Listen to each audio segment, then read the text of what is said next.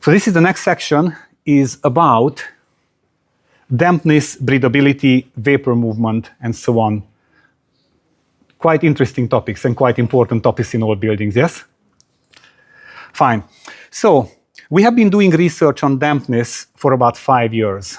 And I know where you're coming from, because I think every professional, all of you basically, when you actually walk, and you can think about maybe your earlier years, when you walked into this, you went through this kind of phase, you know, it's just too many conflicting data. Someone swears on this is how you deal with it, and you get the completely opposite opinion, and it's just a minefield. And then in order to start cutting through this fog and confusion, we said, you know what, let's take everything back to the basics and actually start doing some experiments and start drawing conclusions. Let's see rather than just listen to others. We also listen, but we also want to see whether it makes sense. And this actually led to a PhD. And then we started publishing also some of the results. And the data which I'm going to show you, this is not a theory. Everything is backed up by data. I'm more than happy to talk to anyone. And obviously, take it with a grain of salt. Whatever is true for you is true for you. So, moisture, topic of moisture. Moisture can be best understood by observing nature. For example, you're looking at the water cycle in nature. There are two flows. Water is flowing down as rainwater on the left-hand side, bless you, and then it comes up as evaporation as in form of vapor. So you have liquid coming down and vapors rising. That's kind of in nature. And we know that there's quite a lot of rain in this country. We have a lot of rain. So obviously evaporation is also quite significant because everything is in balance. And if you look at a bit in detail, kind of what are the main moisture sources, obviously, which everyone knows is basically water ingress of some sort. Comes in many forms, as roof leaks, chimney leaks, gutter leaks, driving rain, you name it. It's all liquid water penetration through the fabric, and older and newer buildings are all affected by it. Second form of moisture is rising damp. This is obviously part of the rising flow here, the vapor flow. And this is the most complex manifestation, and as a result is the most confusing and most difficult, and probably the most convoluted topic of the whole topic of moisture, at least in the UK. And third one is basically the condensation, which is nothing else than we spoke about.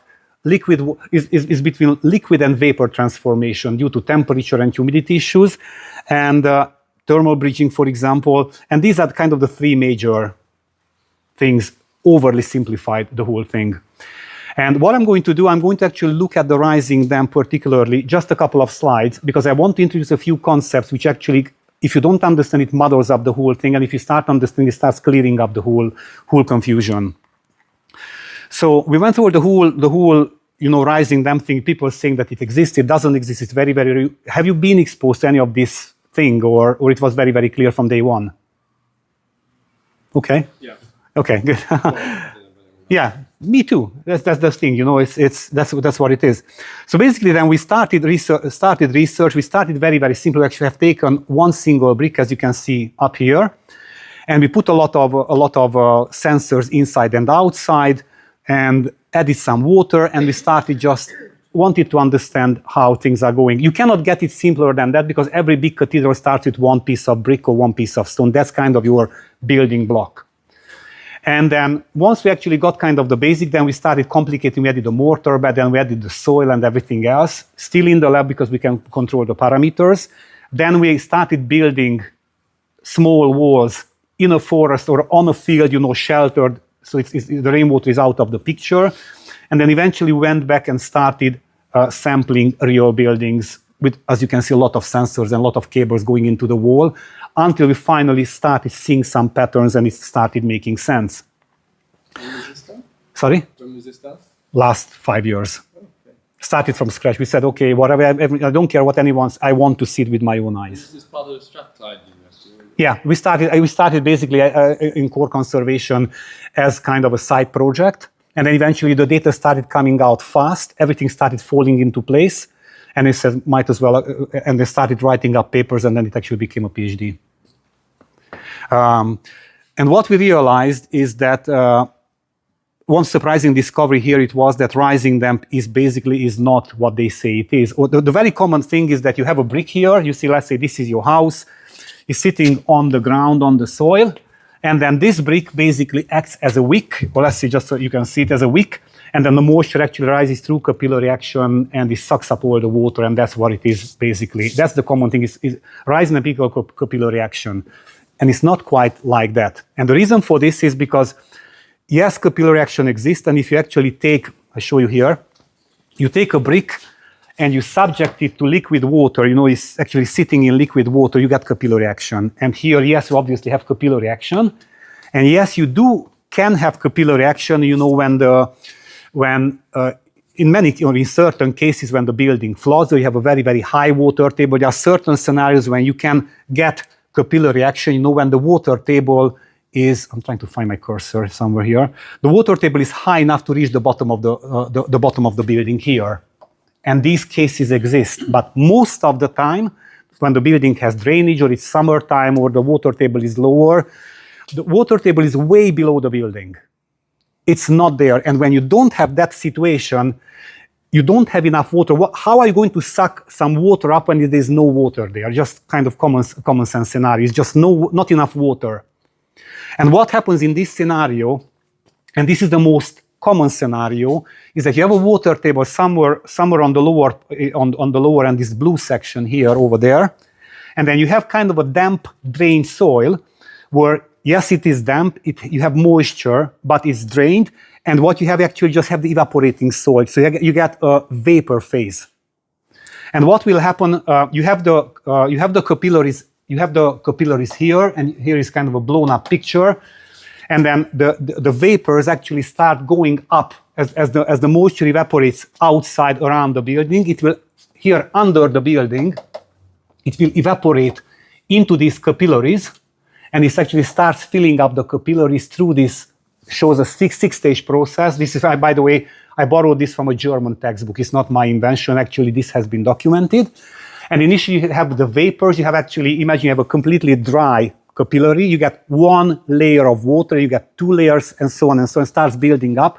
And because the water table is always evaporating up, it just keeps pushing, the water keeps coming up. Eventually, you get so much water that the vapor will start liquefying, condensing, and eventually it can lead to saturated or non-saturated capillary flow just by vapor. It's like, imagine you take a shower, close windows or anything, and eventually the mist starts actually condensing everywhere because just too much humidity. And even if the wall is not particularly cold, it's not that you have a thermal bridging, you just have a lot of water here. It's just the evaporation will just liquefy the water. And this is actually what explains the whole capillary action business and simplifies, because yes, we have liquid water here. We can have liquid water built up over there, but it actually most of the time happens through a vapor phase.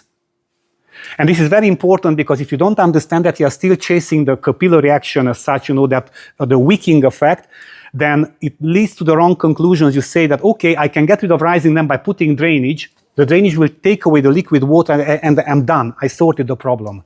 And it's not. And we have done the research in these scenarios, when we have this double tray scenario here.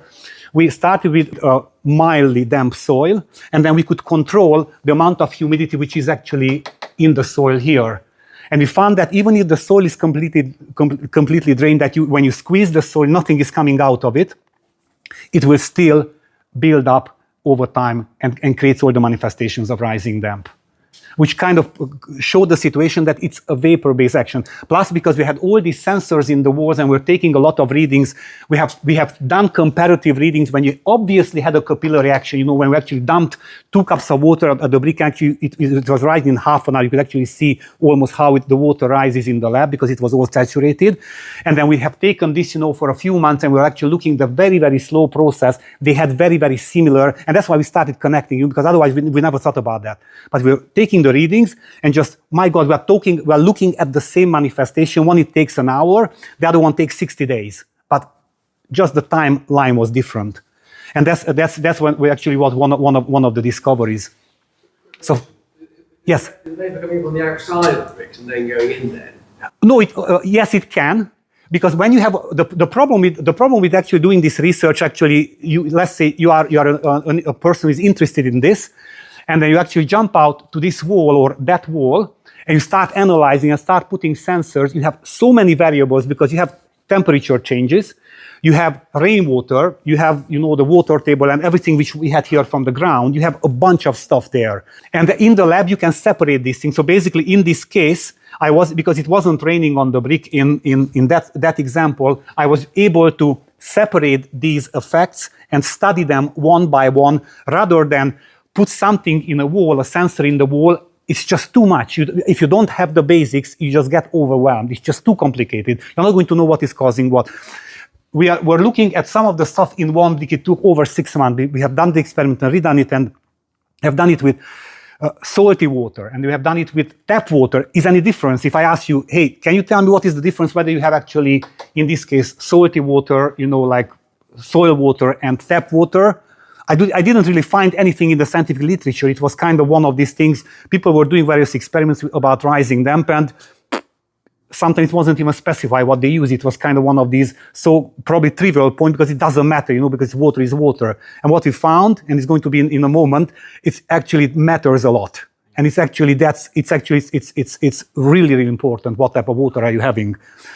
But yeah, fundamentally the water is rising through a vapor phase, and it can lead to capillary action. Yeah. In terms of your research, how many control elements have you got? That picture shows 3. What, not the previous picture. Okay. So the bottom left, you've obviously got brick in the middle, and then I'm guessing a Purbeck or granite or some sort of stone like that. And then is it render on the third one? What are the differences between here?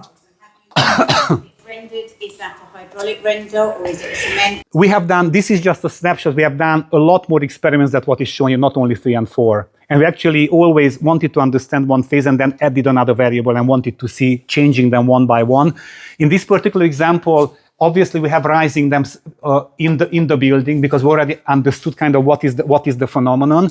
And then here we had as a control something just a pure, completely breathable. You cannot make a wall more breathable than this one. That's pretty much it. That's the bottom line. Then we added a putty lime, a soft, plain lime and sand mix without any additives, just a good quality lime. And here we added cement, just a commercial cement we actually bought from a building merchant.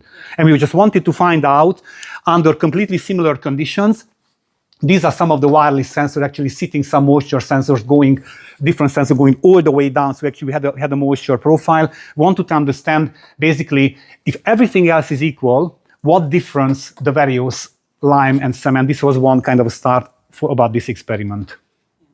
Because in terms of how I look at damp, all old buildings have dampness within them. Yeah, absolutely. They work. Yeah. Rising damp, you don't get in traditional buildings unless you interject modern impervious materials on it that trap moisture in and can't then get out. You are telling me that if you are not trapping the moisture, then you should not have rising damp in an old building. Not in my perception. You will have damp, you will always have moisture. Yes. You won't necessarily have mold growth, and you won't get damp that rises because it's not trapped within the fabric by impervious modern materials. Yeah, I have news for you. I don't think that's true. Yeah. I have news for you. That's what I thought. And then I also got the wake-up call. It was quite interesting. So this is actually the kind of the basics of it. And then what is important basically is that about rising damp, it's not only about moisture. Because what you said, it would be absolutely 100% true if here we just would actually deal with moisture. Because the equation is very, very simple. You have this wall, and if you don't mess the wall up, you don't put anything impermeable, you know, on the wall, as you mentioned, you don't put cement, you don't do monkey business, just kind of let it dry, then in theory, the water comes up and the water evaporates on both ends, and you should have a dry building. And it's absolutely true. That's what is supposed to happen. But it doesn't, because there are added variables here. Of course there are. Condensation, No. sorts of things like that. No, keep it simple. No, actually not. I'm talking about something else. I'm talking about particularly salts. Because what happens, a characteristic of rising damp is that once you reach this phase that you start having capillary action occurring, that you have a continuous, some sort of capillary flow inside the capillaries, the water contains minerals from the ground. Unlike rainwater, by the way, and here we have actually a comparison here. You have the kind of, here is an imaginary line. We have rainwater, which is tap water. You know, it's distilled water. It's water, that's it, nothing else. Here at the bottom, the dampness what you are going to have and deal with, it's water and invisible salts, because the salts are in dissolved form, you're not going to see it. So when you look with your eyes, you don't know, you actually need to measure it and test it. But you have salts there, because sometimes you can see the crystallization and all these things on the wall, the fluorescence. And salts are single-handedly, apart from everything else, are the game changer, are the most important variable. Whatever you see here, for example, these manifestations, and probably, we are probably familiar with some of these things, you know, or something similar, none of these things is caused by water. It only occurs when you have water and salts combined. Very, very important. And I'm going to cover this in a moment, a bit more details, but basically the salts are which make the masonry damper. They decrease the breathability of the wall fabric and make the wall fabric crumbling. When you see crumbling on the wall, when you have tap waters, kind of this scenario here, just because you have actually rainwater, the wall is not going to crumble. Rainwater or just water alone without salts can damage the building if you have so much that it washes out the line, but you have to have a lot. And also when it freezes over. These are the two things. When you look at an old building, why do you get most of the damages physically as a general rule on the lower part of the wall, which is kind of associated with rising them? But that's usually the lower part, all churches, bottom part, lower meter, 2 meters, the plaster falls off, upper, mostly okay, or it's okay for longer because of the salts. Single-handedly the most important variable. And these are some examples. Actually went to Venice, you know, and you can actually see some of these effects. You can see these obviously in the UK as well to some extent. And the reason why I actually started with rising damp, because it, first of all, rising damp actually have to do with vapor movement, and also rising damp is the type of moisture which actually heavily relies on salts. You actually have salt action. And let's show you some of the research, and you can draw your own conclusions. So what we have done actually an experiment which was running for over a year. We have taken 2 bricks. As you can see, these are brand new bricks from a brick factory, old style bricks, you know, kind of what you can buy from in the UK. One brick basically was as it was, completely dry. We have taken another brick and we actually put it in seawater, saturated with seawater, and we dried it completely. So we actually start with 2 bricks completely dry. One had salts, the other one did not have salts. So the only difference was the salts, nothing else. And then we started adding all sorts of sensors, you know, the radiator, the depth sensor. We actually put sensors on this experiment. I had about 80 sensors. Just to what depth we have went. We were checking the vertical kind of moisture movement, the horizontal moisture movement between depth and surface, from surface outside, what was the effect of heating, what was the ambient temperature, everything. And even one more, as you can see, the 2 trays here, what we have here, they have been actually placed on special custom-built scales. So when you get moisture movement in and out of the bricks, we can track it to hundreds of a gram precision. So we can actually see when you get the hygroscopic effect that the building starts absorbing moisture, we could actually track it, everything against everything. And then what we have done, as you can see here, this is not a rise damp experiment, this is just a moisture movement experiment. We actually created a smart schedule with a humidifier and the dehumidifier running on timer.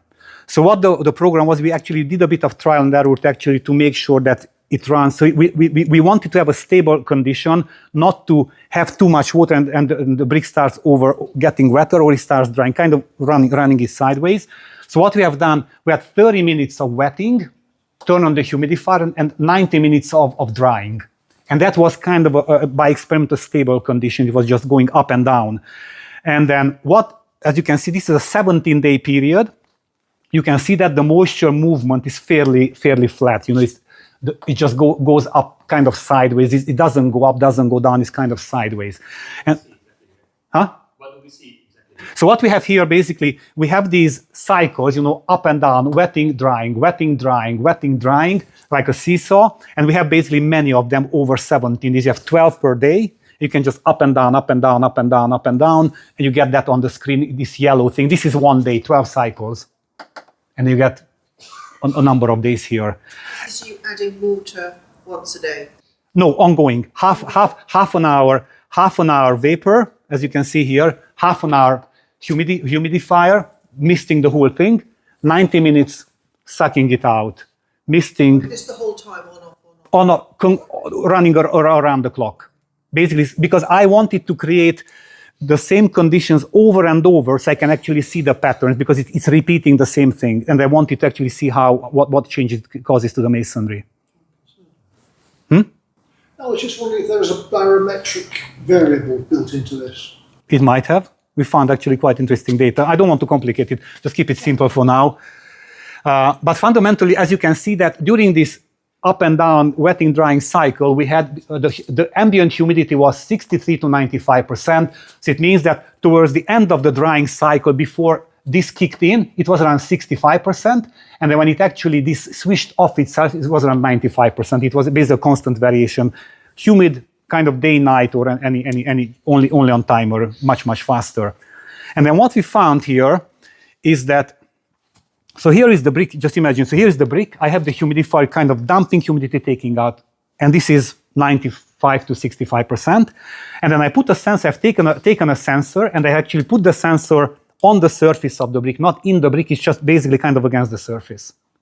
And what we have found, that on the non-salty brick, you can see the blue changes, that the proximity of the surface, just because you have a surface around, the moisture starts trapping the moisture to some extent. The variation was a lot less. It wasn't as free. The moisture wasn't coming and going. To some extent, started being trapped by the surface.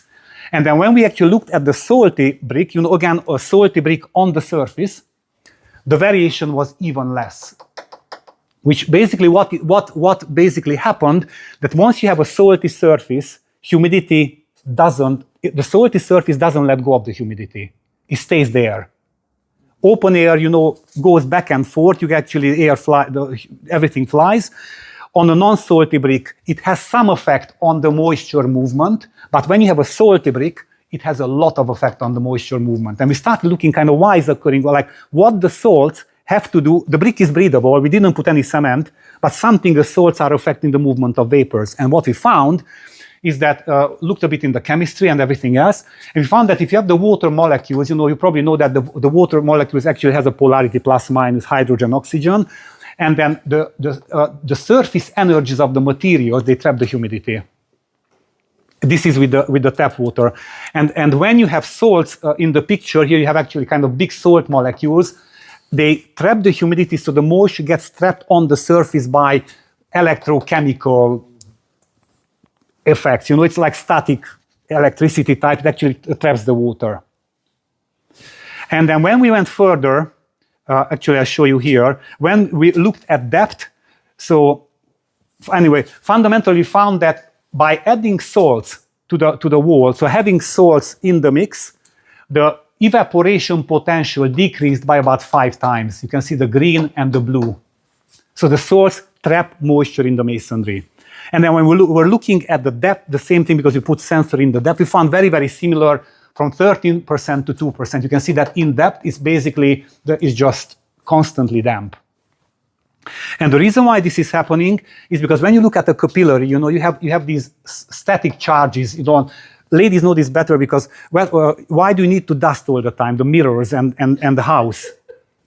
Because all solid materials, they have tiny static charges and the dust stick to it. If there wouldn't be, then dust would collect only on the ground based on gravity. It would fall down, but it doesn't.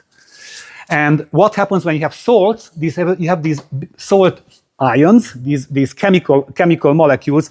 They start trapping pockets of water around them. Kind of that's the bottom line. And a lot of things electrochemically happen in the wall fabric when you have salts, which otherwise they wouldn't happen. Yes? I just think of swimming trunks. When you go in the sea, they don't dry in the sun as quickly as if you were in the swimming pool. Yes. It's the same kind of totally. That's a it never occurred to me, but when you have salty water evaporates a lot slower than tap water because the salts bond the water. And anyway, this is just wanted to walk you through the kind of the technical bit, but this is the most important point. You can pretty much ignore the science, but we went a long way to actually get the scientific stuff out, that salts decrease the breathability of the building by chemically, like this, chemically trapping the water. Or ionic way, yeah, absolutely.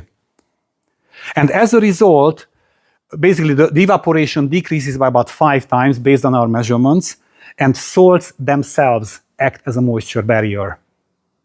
That was kind of like a dang, like what the heck, what were we talking about? And as a result, you can actually, and the salts affect the incoming flow. So when you have a brick, a salty brick, when humidity hits the building, then the salts trap the moisture and will not let it go. So first of all, a salty brick is going to become a lot damper, and it's going to actually dry out a lot slower. And we are talking about breathable bricks. I'm not talking about cement. We are talking about a completely breathable brick. And I'll show you this here about how much moisture a salty wall can accumulate and why salty walls are damp. Yeah? Sorry, but if there's salt in the ground that you're building in, Yes. can salt be trapped in the vapours and then contaminate? No, salts don't move with vapors. When you have vapor movement alone, the salts are solid materials, they don't go anywhere. And the salts start moving in the fabric once you reach this phase here, when you start having capillary action, because you have so much vapors that they actually start creating a liquid. It doesn't have to be full, it just has a film, and the salt starts moving in the liquid water. You need liquid. Yes, yes, definitely. So basically, once you start having rising damp, like liquid water movement as a result of the too much vapor humidity condensing, you start having salts. And your problem is not the vapor, not the water. So here it just shows a blue line, you just the water. Your problem is not water.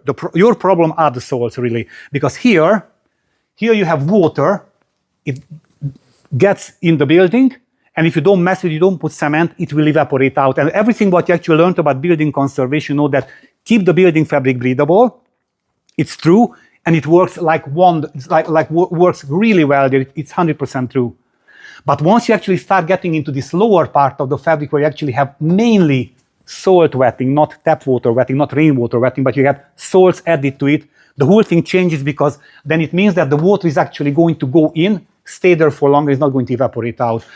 Yes, you're going to have evaporation on the surface, but comparatively, this is going to be significantly slower. And I show you the data. Just going back here, because this is going to explain you. This was an accidental discovery. I went on holiday a couple of years ago, and something happened to this magic humidifier, dehumidifier cycle, power cut, something, I don't know, but the dehumidifier stopped working. So it means that the humidifier kicked in every couple of hours for half an hour, filled everything with humidity, then it didn't suck it out, and then the humidity came and started accumulating the moisture. And when I came home 2 weeks later, everything was dripping in the lab. You know, it's like literally everything was dripping. For 2 weeks, it was just damp and damp and damp. And what we found, looked at the data, so you can see here that this is fundamentally the scale of the platform, which actually weigh the two things. And you can see that when everything is fine, you know, the weight of the two salt and non-salty bricks are about the same because they go hand by hand. And what we found that the tap water, the brick which didn't have salts, accumulated during 2 weeks about 40 grams of moisture. You can see that that's the baseline, and that's after 2 weeks. That's how much happened. And then within 2 days, once you actually restored the dehumidifier, then here basically it came back in about a couple of days, got back to normal. This is your wall up there, gets rain shower, 2 days later is dry. No issues. The bottom part of the wall, the salty brick, we actually had 120 some grams, 140 grams worth. So basically about, I don't know, a lot of moisture. It was way damper. And when we talk about 4 times damper, that's significant. It's not 10% damper, it's 400%, 4 times damper. This is the humidity here. We calculated 1.2% kind of gravimetrically, which is kind of a dry, and 5%, which is kind of not dry. And then it took about 8 days until the humidity was relaxed. Completely dry conditions, and you can see how slower the whole cycle happened just because of the salts. It's a major game changer. These are the same bricks. The third point, basically, that salts make the wall fabric crumble. Not water, not humidity, but salts. And these are the two bricks on the top. You can see the non-salty brick. These photos have been taken after about 1,000 cycles, about 6 months later, because we have 12 cycles a day and so on. But we were running the whole thing for over a year. And despite of the 95% humidity and these ongoing lots of wetness, fundamentally, the non-salty brick stayed completely intact, 100% intact, without any shred of anything falling off of it. The salty brick, you can see the other three pictures, basically started accumulating, and we had a lot of damage to the bricks. And that was the only difference. Salts, no salts. The reason why it happens when the salts basically crystallize, their crystalline materials are very, very hard.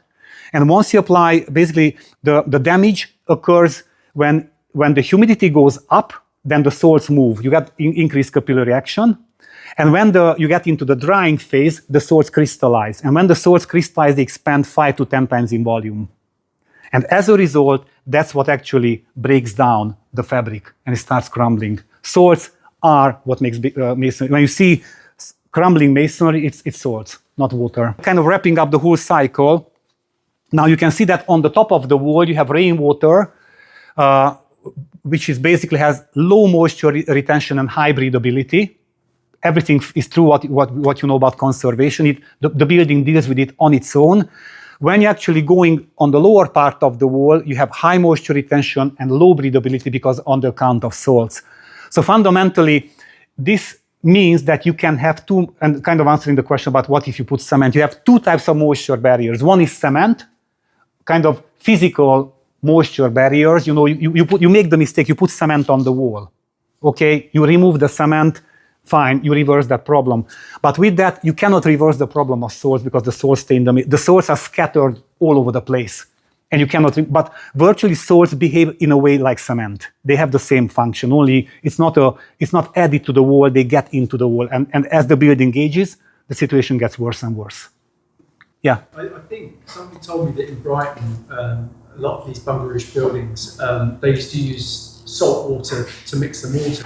Yeah. So do you think that's perhaps how that's how it was introduced? Because you wouldn't get it on top of a hill naturally, would you? Vitruvius in the Architectura, you know, the 10 volumes of architecture, the Roman engineer, I don't know, 2,000 years ago, he specifically mentions in one of these volumes, you know, that the salt, you put salt, you mix the lime with salt water, it will never dry, you're going to have issues, you know, you doom the building. You should not. The salts are the worst thing. And there are actually some aggravating factors here. For example, when, you know, if we divide the buildings, this cuts off the numbers. For example, you have newer buildings, let's say 6 to about 100 years old, kind of late Victorian, past 100 years old, or 1920s, 1930s buildings. These are no major issues with this, you know, because some of them have a damp-proof course, you know, which kind of still, at the end of its life, 60, 70, 80 years, kind of how long they last. They have relatively little salts because it's not an old building. And it means that you remove the salts, you know, you remove the cement, put it back, and it's going to be okay. You know, most of it you don't need too much because it doesn't have too many salts.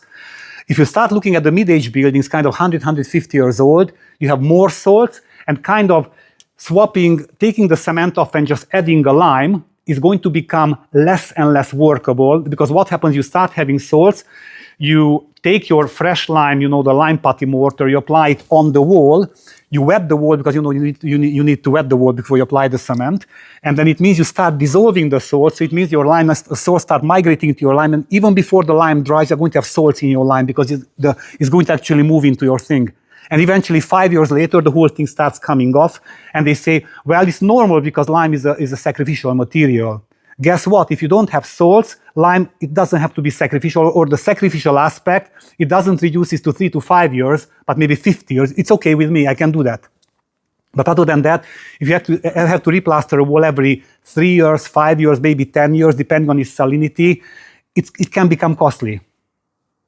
And that's the sacrificial aspect. The salts are the sacrificial aspect. And if you go to even further, you know, go to the medieval buildings, timber frame buildings, 200, 300, 400-year-old buildings, no damp-proof course, you didn't even get a break, you know, from the initial problem. You get a lot of salts, and this is actually, just look at the old churches, you apply the plaster on the wall, and within a few years it will come right off. You have to actually keep replastering, which is okay, but it is a better way. And some of the aggravating factors, when you have thick walls, just say you have the wall thickness is this much. You have an evaporating surface, like let's say 1 square meters. A thick wall holds a lot more water. So when you have look at this wall thickness, you still have the same 1 square meter evaporation, but you have a lot more water inside. So the thicker the wall, the more water and salt is going to hold. You don't have DPCs because the building is predating the 1870s. Then it means that it started from day one. High water table for obvious reasons. You have a high water table, you have actually a lot more suction in the building. Sometimes the soil in certain parts of the countries can be very, very salty. If you actually look under the floorboard, sometimes you see that you actually see white crystallization. The floorboard is the solum is dry, but you can see salts all over the place. And that can be a problem. Close to the beach for obvious reasons, it's just salt everywhere. And obviously you put cement render or plaster on the walls, you have the salt consequences, whether you know it or not. So is Venice going to fall down? No. What Venice does, basically, they use some of the Roman plaster which actually cope with the problem. And also what Venice does, unlike what they do, Venice is it's a heritage site, a World Heritage Site. So everything is listed in Venice. And what Venice does, actually, they put physical damp-proof courses. They cut the walls and they actually put physical damp-proof courses in the building. It's one of the solutions. And in the UK, you would never do that because they don't allow it. But in Venice, they have so many issues that they say, yes, it's a painful thing because you are cutting the building or you're putting a physical damp-proof course, short-term pain, long-term gain. They use the lead sheet in the wall. But why does that help? Because if you're going to put a lead sheet in, that will stop moisturising, okay? But are the actual foundations not prominent because they stay in water? You keep see building fabric kind of damage, right under the damp-proof course, like 2-3 courses of bricks. Yeah. Or you can tell the difference. Yeah, exactly. And then what they do when it has gone to a certain point, they just replace the brick. Yeah, They carve out the brick and then line it, Yeah. fresh brick. It's a difficult scenario. It's a very, very difficult scenario, and the problems again is not the water, it's the salts are the problem. They make change. It's a game changer. You have salts in the building, big deal.